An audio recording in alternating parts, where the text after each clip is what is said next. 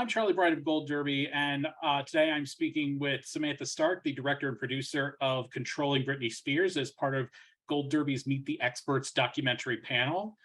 Samantha, first thing I wanted to ask is, did Britney Spears's music have any meaning to you before you started becoming part of the research into what these two documentaries became? I didn't know much about Britney Spears, actually. I was kind of starting from scratch, which I think helped because I didn't have really preconceived notions of her. So being able to try to step back and, think, wow, this woman is making millions of dollars. She's in this conservatorship. How is that happening? Was helpful. But yeah, I mean, now I've listened to so much of her music. I asked the fans where I should start. They said the Blackout album that she made in 2007, and I loved that. So I've been, yeah, listening to it since then. If you look at my Spotify playlist, all Britney all the time. I would be remiss if I didn't ask. What do you have a favorite Britney song? You know what? I will say, actually, my favorite Britney song is Toxic because I've heard that that's her favorite song. So I want to support her, but it's a wonderful song and it has a lot of meaning, actually. When you listen to Britney's music, there's a lot that was in our faces that means a lot of what was happening to her. She talks a lot about being trapped. She talks a lot about toxic people around her. And we kind of ignored that as a culture for a long time. So, being part of this is part of the New York Times Presents series that's done on FX, and I was curious as to what exactly does the New York Times bring to these two projects that you did about Britney Spears? Oh, so much. One of my favorite parts of working for the New York Times Presents on these projects is all our journalism is completely 100% locked up. So, for example, all the claims that we make in the documentaries, we have physical evidence for. We have 3 people who witnessed the event. Our journalism is the highest standard. I didn't know if that would be true going into it, but it's 100% true, actually. And we work with journalists at the Times, editors at the Times. We all collaborate together. We have a production company, Left Right, FX, Hulu, New York Times. So it's a lot of people who make sure everything is fact checked, which is very important to me. So many things that we learned over the last couple of years about this conservatorship were so crazy, and examining the enforcement of it, like which you did in this documentary, was there any aspect that shocked you more than others? Oh, yeah, I think many aspects. This second documentary was more of an investigation. We had whistleblowers come to us after Britney ended up speaking in court after our first documentary came out. And they really wanted to support what she had been saying because they witnessed it or they had evidence from it. So, for example, we had a person come out who was the assistant to the head of her security, and he had evidence that there had been an audio recorder put in her home that recorded over 180 hours of audio, including conversations with her boyfriend, with her kids. We learned also that they were mirroring her cell phone so that her father, and surprisingly, this woman, Robin Greenhill, who worked for her business management and the security team, were screenshotting her text messages, including communication with her lawyer, who was a court-appointed lawyer, and that's totally not allowed. There's multiple aspects of what happened there that we think could be illegal.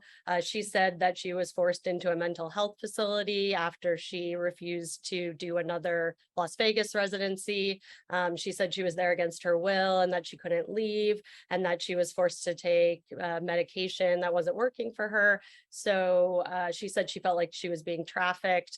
All of this was completely surprising. We also obtained confidential court documents where we really were able to piece together how it worked in legally. There was this kind of media narrative out there perpetuated by her father's team and her business management team that Britney wanted to be in this conservatorship, which is surprising because she couldn't decide what to do with her money. She couldn't decide anyone she interacted with, where she lived. She was making millions of dollars, at one point $1 million a week, and she was had an allowance of $2,500 a week, where she, couldn't spend outside of that, and even couldn't hold her own debit card or credit card that had that on it. So all of this was very surprising that they would say she wanted this. And we actually found out that from our court documents, it's not all of them, but at least in 2014, 2016, 2019, and 2021, she expressed to the court, I want to get out of this conservatorship, and I really, really don't want my father to be in charge of it. And, we didn't know that as the public. Those court documents are supposed to be sealed. We, got them confidentially because someone wanted us to know, or people wanted us to know.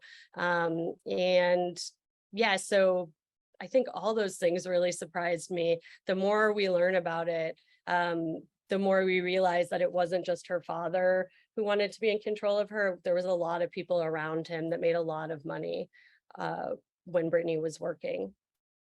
Reaching back to the previous film that you had done, Framing Britney Spears, and I'm curious, in your opinion, what was the craziest or the most thing that left you in disbelief that you observed in the reaction to that initial documentary?